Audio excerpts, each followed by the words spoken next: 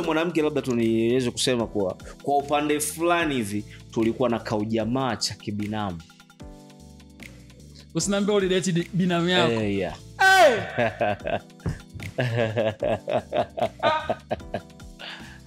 Nilia baba. Yalinitoka machozi. Nikaambiwa bwana siku fulani yule mtu ndo anaolewa. Na Mwenyezi Mungu kafanya kitu kimoja hivi, siku nilikaa ndani tulia tu hivi sielewi kitu gani nifanye. Ndo siku ambayo Chege anaachia nyimbo na Diamond inaitwa Acha Wawane. Mimi niliachana na mama watoto wangu kwa vita. Lakini mpaka leo hii simchukii, ila hatuwezi tukarudiana. Na ndio maana wanawake wengi wanasema wanaume sijui mbwa, wanaume sijui, lakini wewe mwenyewe hukujua kitu gani unahitaji kwa huyo mwanaume. Kilichokuja kutokea, narudi Dar es Salaam, yule mwanamke anakuja kunipa surprise kuwa ana ujauzito. Na amenichana kabisa bana, ujauzito ni kweli lakini sio wako wewe.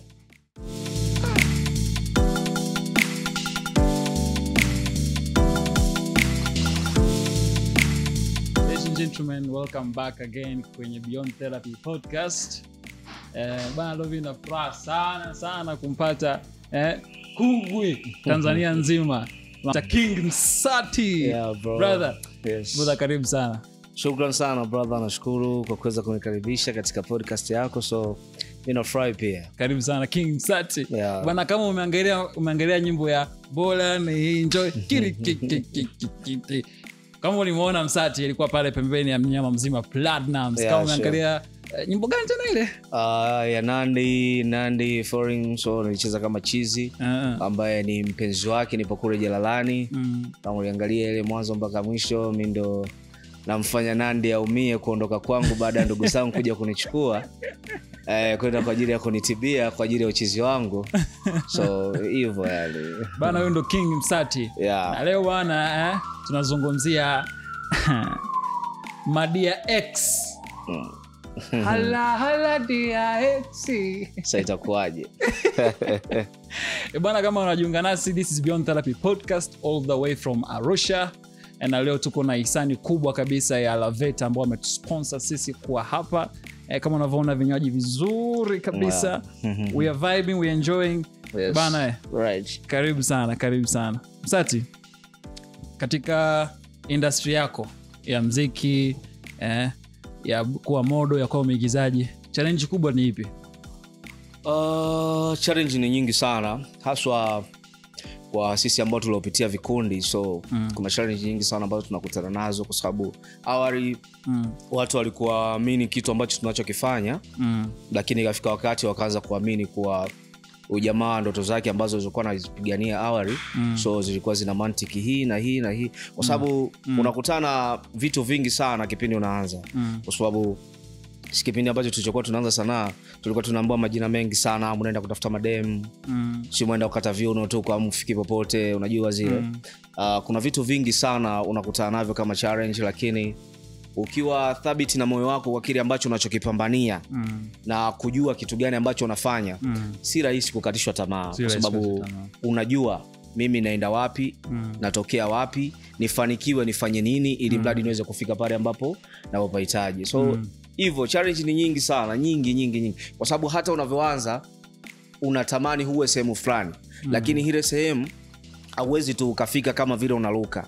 Lazima kuna nyanja utapitia, utakutana na watu au vipi bana, wataukatisha tamaa pia, utakutana na watu watakushika mkono, watakusupporti, utakutana na watu watahitaji chochote kitu, pesa. Kwa watoto wa kike ndio wanapitiaga changamoto nyingi sana. Utakuta wengine wanahitaji hadi utu wao ili mradi waweze kufika sehemu fulani. So changamoto zipo nyingi sana katika sanaa, na hususan kitu chochote kile, sio sanaa tu, kitu chochote kile ambacho chenye maendeleo lazima hukutane na changamoto.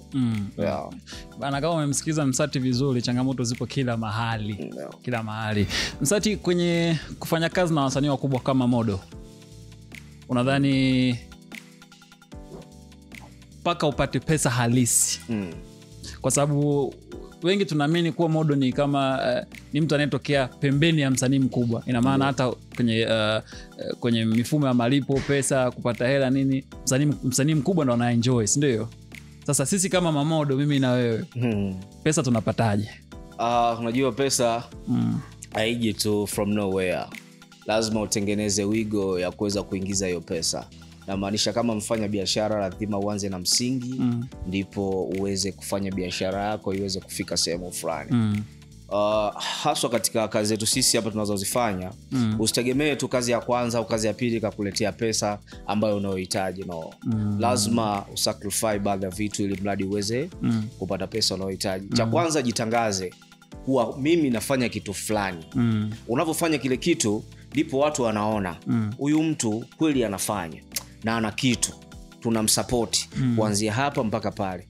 Na ile support yako ndio ambayo inatengeneza wigo mpana wa kuweza wewe kukuingizia pesa huwa haiji tu ile from nowhere. Kusema labda sijui hivi na hivi, hapana.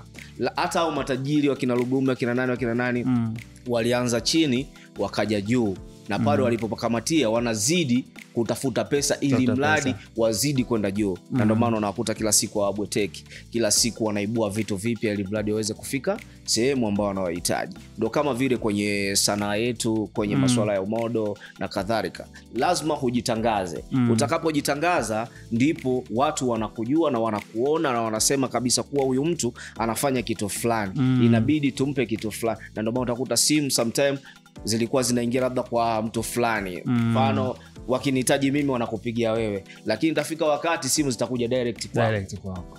Zitakapofika direct kwangu, mimi ndo nitajua bana, kazi yako mimi sifanyi bila kiasi fulani. Bana, kazi yako sifanyi bana bila kiasi fulani. Kama unahitaji tufanye, kama unahitaji tuna biashara. Kweli. Ndio pesa jinsi inavyokuja. Msati, X ni mtu wa namna gani? X ni kwa mwanaume ni mwanamke ambaye mmeachana na tuseme labda amemove on kwako wewe kwa sababu ya matatizo fulani kutokuelewana hivyo. Baada ya kuachana, kila mtu anafanya mambo yake ya yule ni X. Na wengi tunaitumiaga kwenye namna hiyo kwa sababu jinsi tunavyoishi sisi wa kike na wa kiume. Ni kwa nini kwenye maisha yetu King Msati X anachukuliwa kama adui, lakini hapo nyuma alikuwa ya honey darling, alikuwa ni mtu wa karibu sana kwako, alikuwa ni mtu muhimu sana. Naweza nikasema tu wengi wanamchukulia X kama adui kwa vile ambavyo mlivyoachana, mlivyotengana, ila sio kila mtu anamchukulia hivyo. Kwa sababu inategemea, kwa sababu kuna kuachana kwengine labda kuna watu ambao walisababisha, mfano labda wazazi, ndugu, jamaa na marafiki. Sijui umeelewa hapo bana, huyu mtu auendani naye kwa sababu hivi na hivi, mnaweza mkajikuta mmeachana tu from nowhere, ila nyinyi bado mna combination ya kitu fulani. Mfano labda mkiwa mmezaa, sijui umeelewa hapo mkiwa bado mnapendana, lakini kuna kitu kinawafanya msiwe pamoja. Hapo hawezi akawa adui yako, lakini mkiachana kwa vita, ndo hapo inakuja kuwa. Lakini Msati, mimi sidhani kama kuna X ambaye ushaachana naye kwa amani. Yaani kuachana bana, kuachana ni kuachana tu wazee. Ni kweli. Tukubaliana, yaani kuachana ni kuachana. Hakuna kuachana ya amani, ya unajua nataka nikwambia kitu kimoja. Mimi najitolea mfano mimi mwenyewe. Mimi niliachana na mama watoto wangu kwa vita. Lakini mpaka leo hii simchukii, ila hatuwezi tukarudiana. Yaani tumewekeana hiyo mipaka. Sijui umenielewa hapo Simchukii, lakini hatuwezi tukarudiana kwa sababu ya kuna kitu hapo tayari kimeshafanyaje, kimeshakaa vibaya. Mfano naweza nikatolea, umeona kama hiki kinywaji kina vitu vingi, kina barafu, kina limao, sio umeelewa hapo lakini kuna kitu kinahitajika hapa kiwepo. Ndio mfano wa uwe mwanamke. Sio umeelewa hapo? Amekosekana, sasa unafanyaje? sio, umenielewa? Nimekuelewa. Sio kila ex wako mchukie umuoneshe sio, kwa sababu unaweza kukuta kuwa ex mwingine sawa ameachana na wewe lakini akaona fursa ambayo inakuhusu wewe akakupatia. Mimi shanitokea ndio maana nakwambia hivyo. Sio kwa Tanzania hii Msati.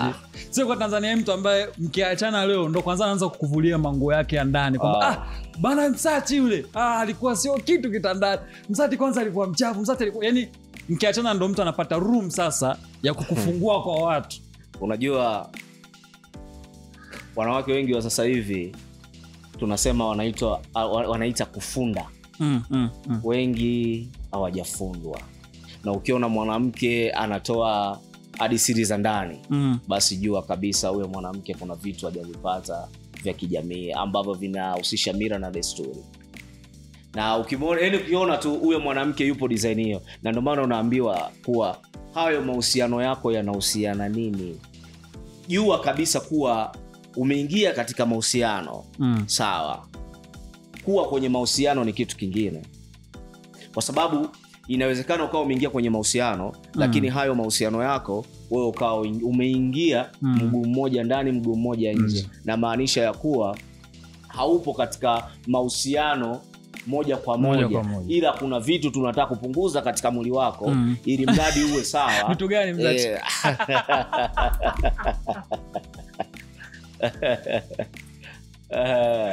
Ili mradi uwe sawa ndipo umeamua kujihifadhi kwa muda. Na ndio maana wanawake wengi wanasema wanaume sijui mbwa, wanaume sijui, lakini wewe mwenyewe hukujua kitu gani unahitaji kwa huyo mwanaume. Na ndio maana umejikuta tu umeingia miguu yote miwili bila kujua yule mwanaume wa style gani. Style wa uchumba na ndoa au style wa kupiga na kuondoka. Ndio maana unakuta hivyo vitu vinakuja vinatokea. Sijui nani kamsema nini, sijui nani kafanya hivi, sijui hivyo whatever the case, kwa sababu hatuna think capacity ya kile kitu ambacho tunachokifanya. Tunakurupuka tu katika mahusiano. Na ndio maana vitu vingi huwa vinatokea. Na ndio maana unakuta mwanamke akikaa katika mitandao ana tweet hiki anafanya hivi mara vile. Umeelewa hapo? Hawajafundwa. Hawajafukati wakatengenezwa. Mwanamke ambaye ana uweredi mkubwa wa kuweza kumtunza hata mpenzi wake tu na kumuhifadhi, hawezi kumtolea siri zake za ndani. Hayo ni matusi. Mimi ni mtu wa pwani, unajua. Mimi ni mtu wa pwani, nimelelewa na baba na mama kuanzia mdogo mpaka nakuwa. Sio, umeelewa? Kuna vitu vingi sana ambavyo naviona. Mimi labda tu nikwambie, baba yangu alikuwa akisafiri akienda Zanzibar sio wapi, akirudi bi mkubwa anampokea kwa magoti. Sio, umeelewa hapo? Anampokea kwa magoti na anamwamkia.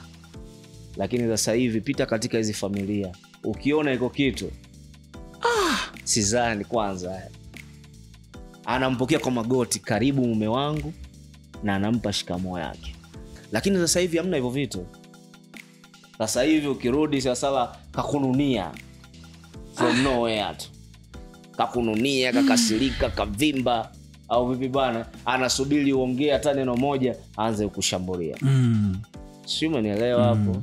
Ndio mahusiano sasa hivi. Na ndio maana hata kudumu ndoa nyingi sana za vijana zinakuwa hazina time, hazidumu. Kwa sababu wanakosa uweredi wa mahusiano kwa sababu ya vile vitu ambavyo wanavyokutana navyo. Hawapo katika mahusiano ambayo yanaweza yakaja kuleta impact ya kitu ambacho wanadili nacho. Wanafanya hili mradi kwa kuwa tumekutana mimi mwanamke huyu mwanaume, basi kuna asi na chanya hapo zinaweza zikawa zimekaa sema. Mwanamna anaweza exactly. Niulize hivi. Je, ni sawa kwa rafiki yako kudate ex wako? Yaani mimi Msati nimekujua kwa miaka 3, 4, 6. Ulikuwa na date na dada fulani, Monica. Alafu umeachana naye na ninajua kabisa bana Msati alikuwa na date Monica. Mimi baada ya kujua umeachana naye, baada ya kama miezi kadhaa nikakuzunguka kwa nyuma, nikadate naye. Je, kuna shida? Kwa sasa hivi hiyo kitu ipo. Lakini kwa awali ilikuwa kama ni kinyaa fulani. Watu wengi sana walikuwa waishi hivyo. Hata kupiga tu mwanamke wa rafiki yako, yani hata kama wapo kwenye mahusiano. Sasa hivi mfano mimi nimetoka zangu, labda nimesema nimeenda labda club au bar, yani sehemu yote labda starehe, nikamchukua rafiki yangu, utakuta rafiki yangu labda nikaenda toilet tu hapo kidogo, unaweza kukuta hapo tu ananizunguka, anachukua namba ya bebe, so anaanza kumlaghai na bebe anakubali kutoa namba yake kwa sababu anajua hausi rafiki yake. Kesho na kesho kutwa inawezekana mimi na huyo mtu tukakosana, tutata mazungumzo, nikajua wapi pa kukimbilia. Sio, umeelewa hapo? Utakuta anatoa namba lakini ana uelewa kuwa kitu gani ambacho mbele kitakuja kufanyaje kutokea. Ndipo yule mwanaume anapoanza kuingia tamaa, kuangalia bwana yule mwanamke kwa kuwa kajazia mshikaji wangu anafaidi pale, subiri na mimi ni muapproach ili mradi kila kitu kiende sawa. Ndio utakuta watu wanaingia na wanawake wengine utakuta hawana uelewa wa kitu gani ambacho anakifanya.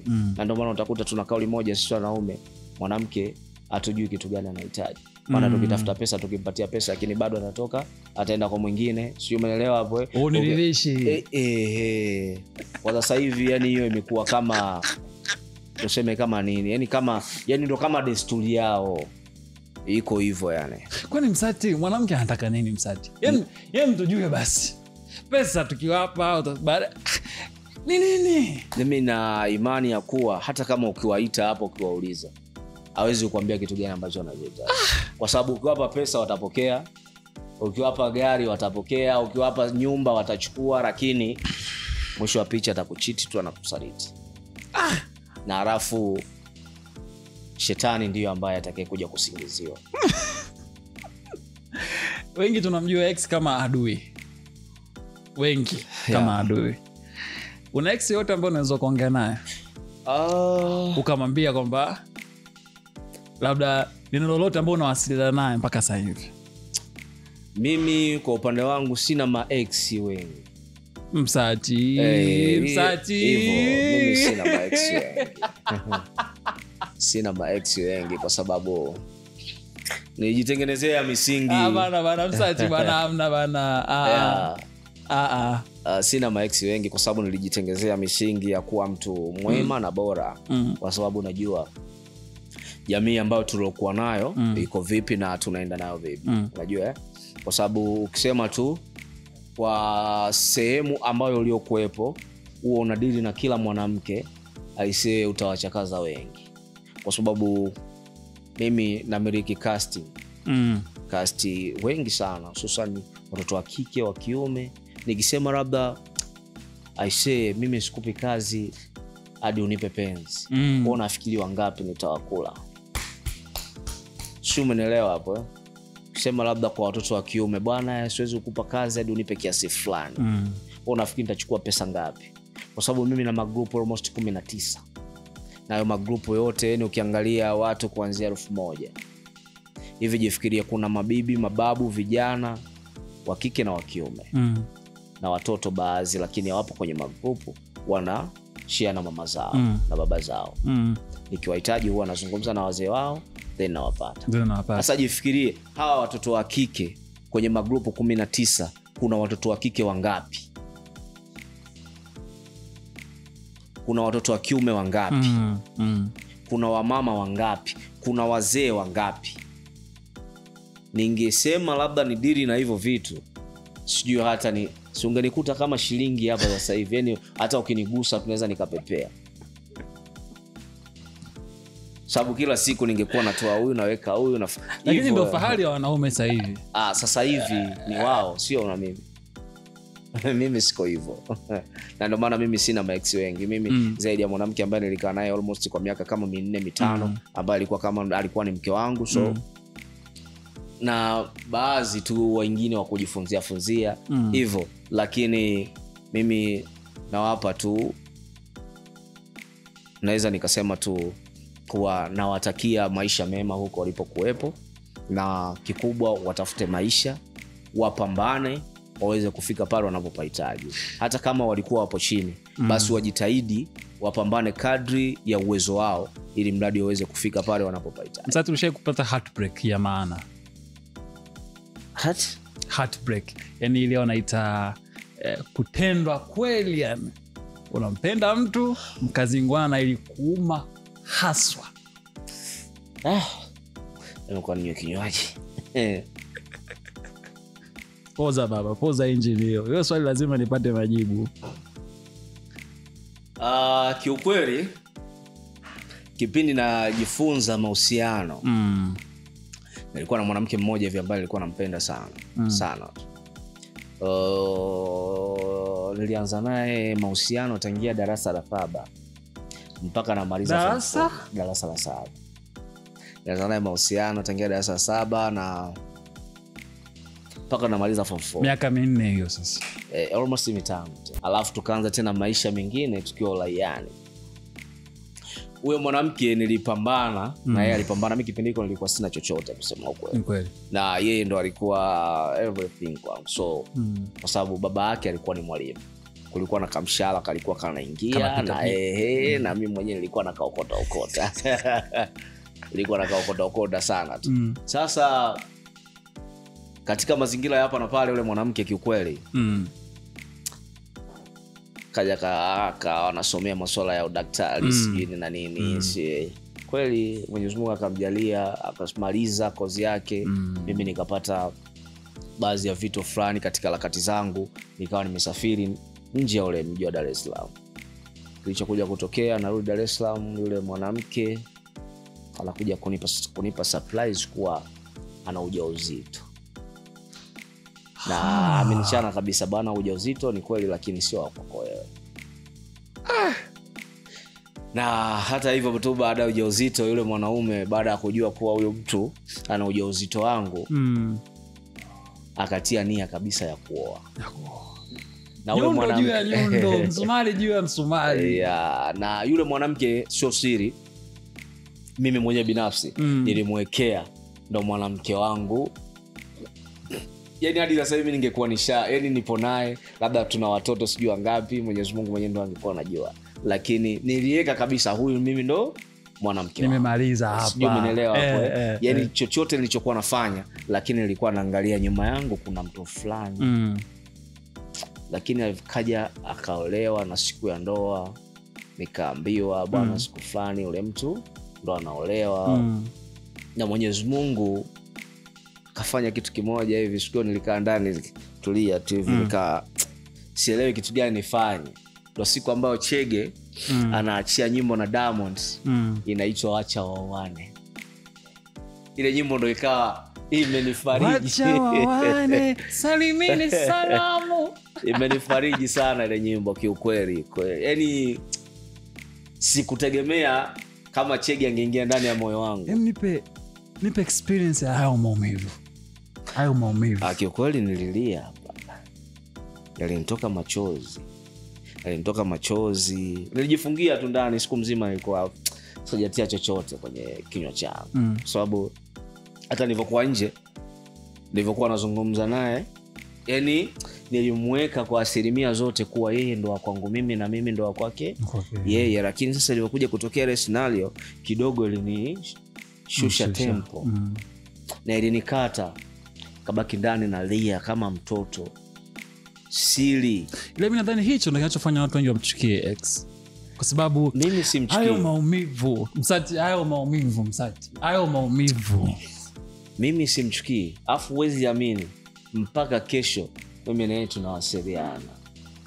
tunawasiliana leo mambo poa hivi bana, na shida kiasi fulani namsendia, maisha yanafanyaje yanakwenda. Na huyo mwanamke labda tuniweze kusema kwa upande fulani hivi tulikuwa na kaujamaa cha kibinamu. Usiniambie ulidate binamu yako. Yeah.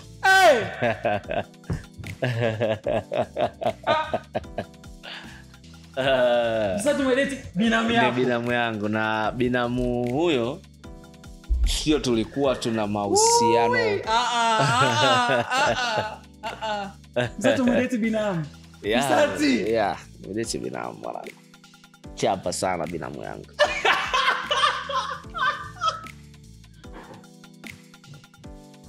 Chapa sana. Mpaka home alijua. Na umenishinda. Nimeinua mikono. Chapa sana. Na sio hivyo tu, nilipigiwa mkwaladi na babake mdogo.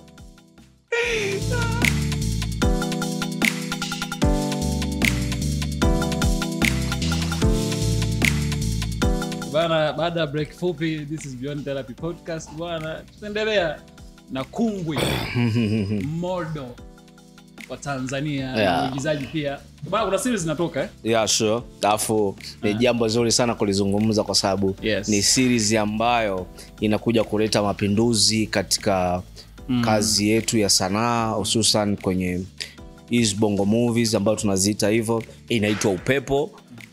Hiyo ikiwa imeandaliwa na nguli director bora na producer bora Salum Majagi au King Majagi, akishirikiana vizuri kabisa na Irene Uwoya, na mambo yanakuwa vizuri kabisa. Mimi naomba tu wapenzi waende pale wakakae wakaangalie.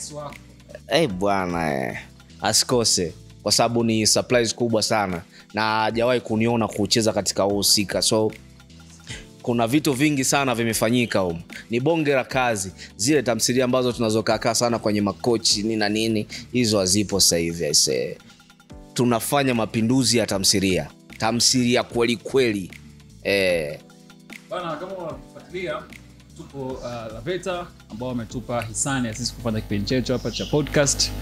Wapo jina Lotaya, ama ukifika paita Total pembeni kabisa hapo utaona bango kubwa inakuonyesha pale Laveta. This is a restaurant ambayo ina in-house DJ, watu wanapenda ku club nini, ku chill. This is a very very nice spot ya ku chill. Unapoona good drinks, wana in-house DJs, wale watu wa Halloween. Bana, Laveta ndo sehemu ya kuenjoy popote pale Arusha, Tanzania. Msati, ukiachana na kudate na aliyekuwa binamu yako, unafikiri ni kitu gani tofauti ambacho ulikienjoy kutoka kwa ex wako? Nilienjoy vingi. Ukiachana na mapenzi, nilienjoy vingi kwa kweli, kwa sababu alikuwa na nikea sana. Hii nataka kama nikifanya na mawasiliano, sababu kipindi ambacho nilisoma mimi simu zilikuwa chache. Simu ambayo ilikuwa inatumika sana ni Siemens. Mimi nilianza kumiliki simu, nakumbuka ilikuwa simu ya mama. Mama alikuwa na simu ambayo inaitwa Siemens. Akatumia baada ya muda kadhaa kaka yake akamletea simu nyingine ambayo nakumbuka ilikuwa Nokia Asha, kama unazikumbukaga. Ile ndo akatugaia sisi, mimi na bro. Simu moja tulikuwa tunashare watu wawili, mimi na brother wangu. Sometime anakaa na wewe, sometime una line, tulikuwa tunatumia moja. Lakini tulikuwa tujue tunawasiliana nani. Ogopa unamiliki simu lakini wakuwasiliana naye hayupo. Zaidi ya bibi mkubwa, na bibi mkubwa Dele mpo naye. Unajua kipindi kile simu zilikuwa nyingi sana. Zile za mezani tu. Amna zile simu nyingi sana za mkono. Unajua sasa nilikuwa nikifanya naye mawasiliano aina yoyote, basi anajua kuwa mtu wangu kuna kitu anakihitaji. Na alikuwa nikimwambia tu bwana shida labda ya kiasi cha pesa au labda hivi, ni yuko faster sana kujitolea kwa ajili yao. Hilo kiukweli. Msati, ni sahihi kwa mwanaume kumwomba pesa mwanamke? Inapofika wakati wa kumuomba, utamuomba tu kaka, kwa sababu shida haina kiume. Shida haina kiume. Sababu unaweza ukawa na shida hapa sasa hivi, mfano unadaiwa kodi, unakokaa kodi elfu, tufanye hata shilingi 10,000 tu kodi. Au vibana, umezunguka kwa washikaji wako wote umekosa, lakini demu wako umegusa tu bana anakupatia 20,000. Sio, umenielewa hapo? Shida haina kiume kaka. Yaani ukiwa na shida, ila kule ambapo kumuomba pesa mwanamke kama umario fulani hivi, hicho unachotaka kumaanisha. Ile haina mantiki bro. Sasa tofauti ya umario na kuomba wakati una shida ni tofauti gani? Kwa sababu gani? Yaani tofauti yake imekuwa kama ni line ndogo sana. Mario na ambaye ana shida wote wanatumia line moja. Nina shida na 30 mama, wote ni line moja. Sasa tofauti ya Mario hapo katika kuomba pesa mwanamke ni upi? Kuna ulemavu wa asili. Sijui umeelewa hapo. Kuna ulemavu wa asili ambao ni huo ambao unatengenezeka ya kuwa wewe uwezo ukafanya kazi aina yote kuingizia kipato zaidi ya kunyosha mkono kwa kama matonya. Sijui umeelewa hapo. Ya huo ndio unakuwa umario, kwa sababu itafika tu wakati unaweza kujikuta hata group una lefti. Ila msati. Unajikuta hadi group una lefti, kwa sababu unajua ukiendekeza sana kuomba, basi itafika wakati ukate mkono ili mradi uwe omba kabisa, au ukate mguu uomba kabisa, au utoboe macho uwe omba kabisa. Sasa hiyo kwa mtu ambaye alikuwa na viungo timirifu, uwezo ukafanya kitu kama hiko. Mimi binafsi yangu kumwomba mtu kiasi cha pesa huwa anajistukia. Na mimi mwanangu nikikupigia simu, mwanangu na shida kiasi fulani, ukiniambia bwana subiri niangalie hivi na hivi, sitokurudia tena kukwambia sio mimi umefikia wapi. Siwezi kukwambia hiko kitu. Binafsi yangu mimi ndo niko hivyo. Yaani siwezi nikakaa kukuwaza wewe uweze kunitatulia tu matatizo yangu wewe tu peke yako, hapana. Lazima mimi mwenyewe nipigane, niweze kujua kitu gani naweza nikakifanya ili mradi kila kitu kiwe sawa. Lakini kuna watu ambao wapo special kwa ajili ya kunyosha mkono kupatiwa kitu. Sasa hao inafika wakati wakikosa ndipo wanaanza kuleta michezo mingine ya ajabu. Unaambiwa tu da rafiki yako bwana jana kapewa bia za bure pale kati pale bwana kanywa, lakini kuna mazingira fulani yamemtokea. Kuna wauni walimtia kwenye gari akiwa amezima. Sasa hatujajua. Asubuhi ya pili unaambiwa jamaa anaumwa, yupo ndani tu. Mara wadudu wanamuasha. Haya. Shughuli imeanza. Unaanza kusema da, mbona imekuwa ghafla? Sio ghafla, hakuna kitu kinachokuja ghafla bro. Msati, mimi katika maisha yangu nilipata heartbreak moja ikanivuruga sana. Yaani ilifika hatua yani nikaona kama maisha ndio yamefika mwisho vile. Yaani hujui yani unalala leo lakini hujui kesho itaanza vipi. Ilifika hatua ambayo yani unatamani labda hata dunia iishe, kwa sababu unafikiri yani yule ambaye ndio ulikuwa unaona ndio wa mwisho kabisa kuwa naye. Lakini baada ya hapo yale maumivu yanakukomaza akili, yanakukomaza moyo mpaka utamani tena kupenda. Kipindi umeumizwa na binamu yako, ni njia gani ulitumia kupona? Kwa sababu tunaona watu wengi wakishaumizwa pombe inakuwa starehe, bangi inakuwa starehe. Yaani lazima ikubadilishe. Kwako wewe, na wakati huo mtu mmoja ambaye anakusikiliza ameumizwa na mapenzi, anapona vipi? Je, ni kumblock mtu wake ama yani tu aishi tu hivyo hivyo? Brother, njia ambayo nilotumia mimi ni njia moja ngumu sana. Njia ambayo nilotumia mimi bwana, kiukweli ilikuwa mtu mmoja mbaya. Mimi mwenyewe nilikuwa najichukia. Yaani nilifika tu wakati nikasema huko nilikofika ni kubaya, hakufai. Kuna watu kweli wanaamua kuwa mbaya. Ndio nakwambia sasa. Mimi nilikuwa mtu mmoja mbaya sana. Ilifika wakati mimi nilikuwa nafanya kazi, niliomba yani nilitaka tu sehemu ambayo ya kwenda kujiliwaza. Sio, umeelewa hapo? Nikaenda kwenye kiwanda fulani hivi, nikawa nafanya kazi. Wakati nafanya kazi bwana, nilikutana na wanawake kila aina kaka. Nikawa unajua nyanya zikiwa zimejipanga hivi, unachagua leo naenda na menya hii hapa nakula, na menya hii nakula. Menya 9 moja unapeleka. Sijui unanielewa. Yaani ilifika wakati mpaka mama yangu akawa ananiuliza, wewe unaumwa? Nilikonda, nilipungua. Mimi nilikuwa kama naumwa ugonjwa fulani hivi, ilikuwa ikipita wiki sijafanya mapenzi naumwa. Wiki naumwa. Mungu ashukuriwe huyu. Mungu ashukuriwe sana. Mimi ilikuwa ikipita wiki bila kufanya mapenzi na umwa. Kwa siku mimi nilikuwa nachapa mademu wawili. Mchana anakuja demu, usiku anakuja demu kulala. Washa. Unaelewa hapo Ilikuwa yani niko hivyo, lakini ikafika wakati nikasema haya maisha nayoishi mimi sio. Kuna siku moja mimi unajua japo kitu changu nakiona hivi kina upala, nilikuwa nafuga rasta long time. Kwa nafuga rasta. So kuna siku ambayo bibi mkubwa aliniweka chini. Sisi kwetu ni watu wa dini sana. Maangu, babangu, bro wangu, watu wa dini sana. Sasa nilipoenda pale home pale kwenda kuwasalimia, bibi mkubwa akaniona na manywele, nimevaa kofia hivi na manywele makubwa nini, alafu ameniona mtu fulani nimepungua, na akajua kabisa au sio mwili wake, nimekongoroka mzee. Au bana akaniambia, mwanangu, basi kaa chini nikusuke. Yani baada ya kuona minywele yako mikubwa akaniambia kaa chini basi nikusuke. Ile neno mimi sikofichi, nikawa naishi nalo katika maisha yangu. Nikasema mimi mkubwa kaongea hivi, lakini sio neno zuri.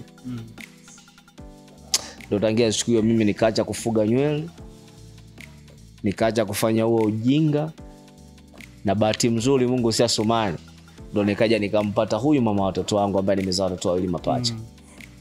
Ndio nikaja nikakaa naye kwa muda mrefu sana, tukatengeneza maisha, akawa na biashara nyingi, naye akawa na biashara yake, maisha yakawa yanaenda. Lakini niweze tu kusema hii njia ambayo niloitumia mimi sio mzuri na sio safi na salama. Njia gani nzuri ya kupona? Mtu ambaye anaumizwa na mapenzi. Unajua mimi si mshauri mzuri sana wa mapenzi, kwa sababu unajua hadi sasa hivi ukiulizwa mapenzi ni nini, kila mtu ana tafsiri yake. Ila mapenzi ni vile ambavyo utakavyoishi na nani, na mtu wako ambaye mnashirikiana naye kwenye uhusiano. Basi mukiishi kibabe ndo mapenzi yenu yako hivi, mukiishi kiromantic ndo mapenzi yenu yametaka hivi. Sio, unanielewa?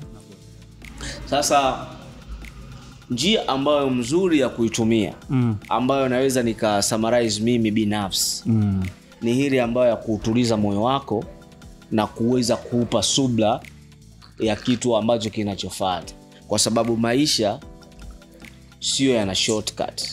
Maisha yana shortcut bro, na lazima unapofanya kitu lazima ujue katika ubongo wako kuwa hiki kitu na kifanya kwa namna moja au nyingine kitaniletea faida ama hasara. Isitokee tu from nowhere umeumizwa na mpenzi chini na nini, umeenda umechukua kamba umejinyonga. Na kuna watu wanafikia hiyo hatua. Umechukua siju madonge umekula, siju umechukua nini na nini, umechukua kisu labda umejikatakata. No bro. Wewe umezaliwa katika familia yako, malezi uliopewa wewe mimi siyajui, malezi uliopewa mimi wewe yajui. Tunavyo connect mimi na wewe kuwa kitu kimoja, au bwana? Tambua kuwa tunatengeneza familia mbili tofauti, tunaziunganisha ziwe moja. Lazima kutakuwa na makinzano mengi sana, kutakuwa na migongano mingi sana, kutakuwa hakuna maelewano mengi sana. Mfano mimi nimefundishwa kukarimu watu, wewe umefundishwa kufokea watu. Sio, umenielewa? Ndio. Lazima kutakuwa na tofauti. Ni kulete wewe katika njia yangu, lazima mimi unavopanda mimi nishuke, ili mradi tuweze kuelewana. Lakini wewe ukipanda na mimi nikipanda, hakuna hitimisho hapo. Je, unafikiri kuna kupona baada ya kuumizwa? Kupona kupo, na ndio maana watu wengi wanaishi. Mfano unafikiri hawa wote ambao walikuwa katika mahusiano, na maanisha kuoana ni na nini, wewe unafikiri hawajapitia magumu? Watu wamepitia magumu bro, na usione hizi nyumba zina mageti zina nini. Kuna matatizo mengi sana yanaendelea, lakini moyo wa mtu ni kichaka, anahifadhi. Hawezi kuja hapa kuonyesha jamani mimi mke wangu kanipiga kofi. Sio, umenielewa? Mimi mke wangu kanimwagia jungu la malagi. Sio, umenielewa? Hawezi akafanya hivyo, lakini anajua ndani ya moyo wake kuwa kuna kitu gani ambacho napitia. Na anafika wakati analihendo lile swala na anaweza kukaa chini kulimaliza. Na ndio maana unakuta kila siku, nafikiri mfano mdogo, mamangu mimi na babangu hawajapitia magumu. lakini hadi leo wako pamoja. Tuna enjoy sisi watoto kusema baba na mama bado wako pamoja au vibaya. Mfano leo wakaachana, wewe unafikiri nakaaje? Haiko sawa. Okay. Lakini tunavyoona watu wana drive mahama, wana drive sijui Range Rover, wana drive sijui magari gani, sijui umeelewa hapo. Usifikirie kuwa kila wakati wanakuwa na furaha. Na ndio maana unakuta watu wengi wanakaa katika kumbi za starehe mpaka saa 9. Sio kama wanapenda bro. Wanapitia mengi katika maisha yao, na sio majumbani tu, hata makazini. Kuna mtu anamsnitch, na sio kumsnitch tu kwa mimi na wewe eti kisa hapo unalipo kwa siku labda 2500 sio shilingi.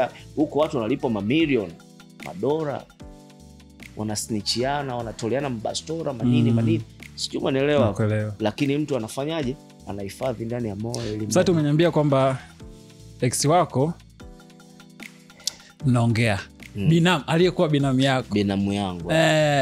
Kuna watu. Sasa nataka nikupe challenge moja. Nataka umpigie ex wako. Bwana. Umwambie bwana binamu, asante kwa yote. Afu tusikie response yake. Piga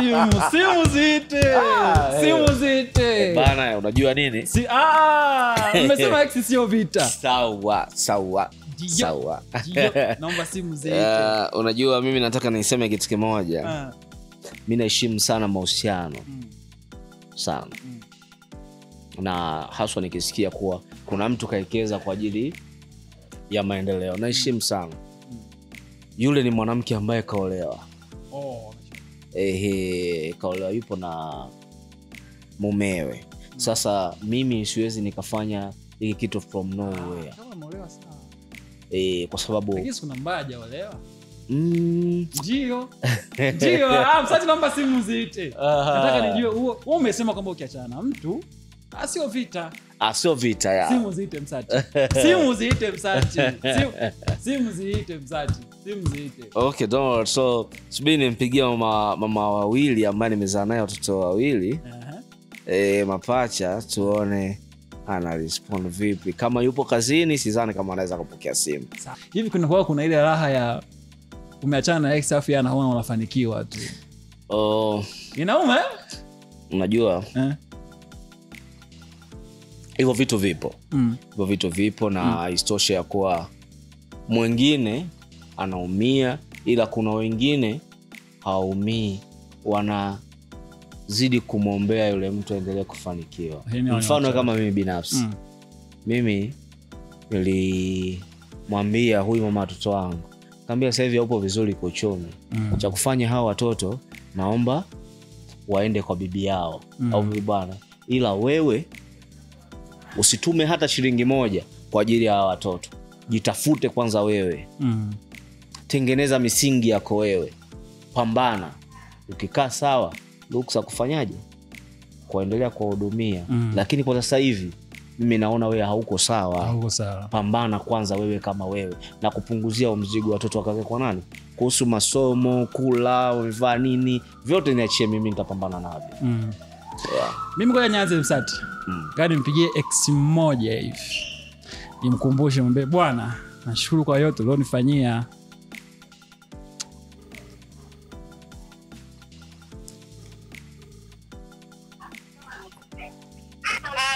Mambo. Zae. Salama tusijue. So, unajua tuishaki date ndio? We are exes right now, ndio. Na maisha mimi na ex ndio. So, naamini kwamba mimi kwa ex wako sio vita, ndio hivyo. Nitaka tu nikwambie asante kwa yote.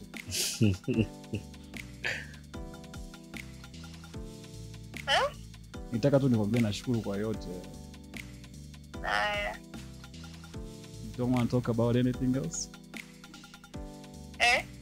Sasa umeridhia kwamba tusiwe tuna mavita? Wewe tumewahi kuwa na vita?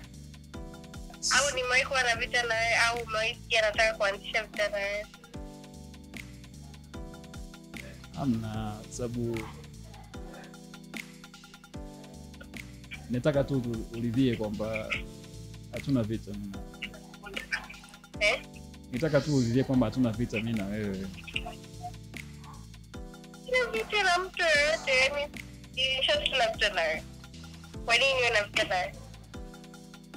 Nashukuru. Enjoy. Enjoy.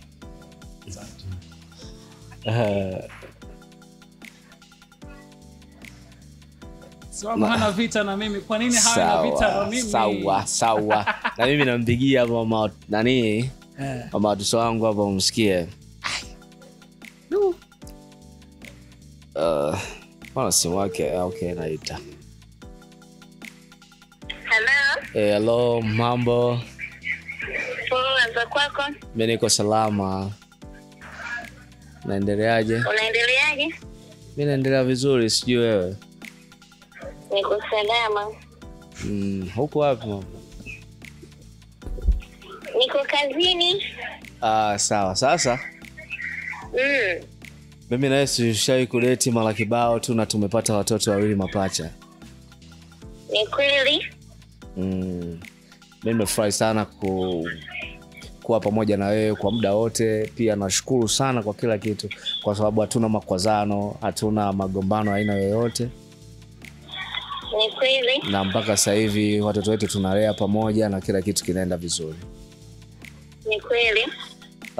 Nilitaka kukushukuru tu hivyo kwa sababu kila kitu unajua maex wengi wanaachana kwa vita na hata katika maisha yao pia wanaishi kivita na mikwaruzano ya hapa na pale, lakini mimi na wewe nashukuru Mungu mpaka sasa hivi tunazungumza kwa dogo na kubwa.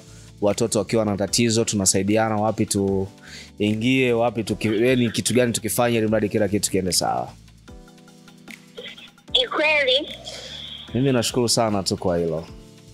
Sawa, kama kuna mtu yote ananisikiliza na upo kwenye kipindi, labda tu niwaambie. Nashukuru kuwa nina baba bora kwa watoto wangu. Ndio. Kwa hiyo sina wasiwasi, sina tatizo, mwenyewe nimefunguka moyo, inshallah Mungu akujalie. Najua unapambana kwa ajili ya familia yako. Amina sana, amina. Mimi nafurahi kukusikia hivyo na nashukuru sana kwa kila kitu na Mwenyezi Mungu azidi kukubariki kwa kila mapambano yako. Amina. Na Mwenyezi Mungu akujalie zaidi, milango yako ifunguke. Najua ukipata wewe tumepata sisi. Amina mama. Nashukuru sana. Haya, basi uwe na kazi njema na mchana mwema. Asante. Huyo mwanamke. Nimenyosha mikono juu. Una ex bora. Ndio maana nakwambia kila siku kuwa mimi siachani na mwanamke kwa vita kwa sababu najua kitu gani ambacho nakifanya. Na huyu ni mama watoto wangu na watoto 3. Samlat, Samaira na mwingine anaitwa Jaydan.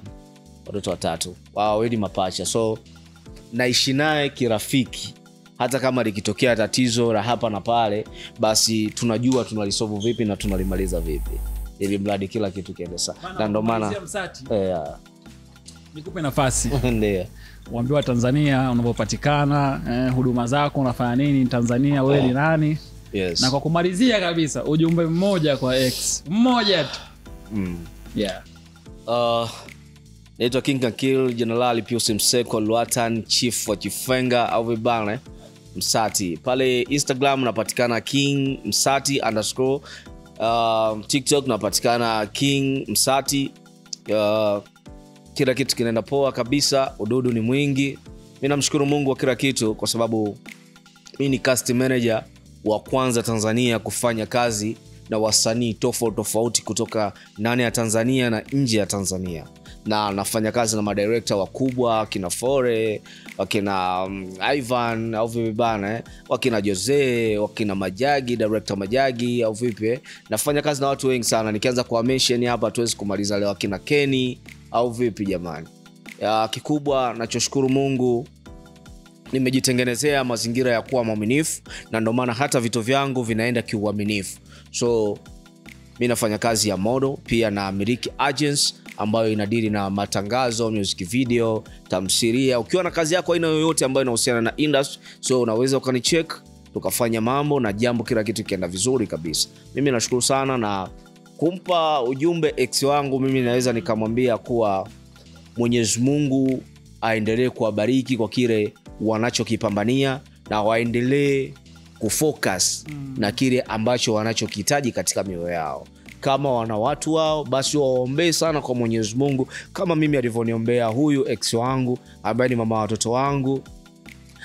Waendelee kuombea ili mradi uweze kufika pale wanapopahitaji, kwa sababu safari ya maisha ni ndefu. Haijulikani lini, saa ngapi, muda gani unaweza ukapata kitu chochote ambacho kinaweza kukurahisishia katika maisha yako. Kikubwa tu focus, tupambane, tuweze kufikia malengo yetu.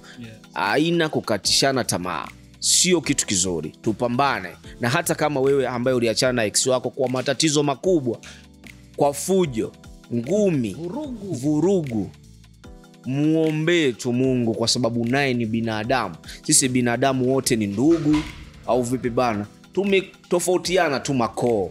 Huyu sijui kora kina Juma, huyu kora kina Msati, huyu kora kina Majagi, huyu kora kina Jose, huyu kora whatever the case. Kikubwa tuombeane mema. Asante kwa muda wako ambao umechukua muda wako MB zako kaangalia kipindi cha Beyond Therapy Podcast with Philip Papa Jr. Jr. Bana, leo tumepata ngeni kutoka Dar es Salaam anaitwa Msati, tukizungumzia mambo ya DX, mambo ya X, maisha ya X na nini. Nikukumbushe tu, endelea kusubscribe our YouTube channel as IA Media TZ, Instagram IA Media TZ, TikTok IA Media TZ, Twitter IA Media TZ, platform zote digital tunapatikana kama IA Media TZ. Mimi ni Philip Papa Jr. Utanipata mitandao yote ya kijamii. Of course I'm an actor now. Kwa utaniona pale na watu wakubwa kama kina Msati, kina Mboya, kina Mdo. Yeah, of course. So bana, stay tuned. Cha kusema ni kwamba mimi na Msati tumeleta hii mada kama sehemu ya kuwasaidia vijana, si ndio? Sure. Yes. Bana, enjoy. See you next time kwa hisani kubwa ya Love.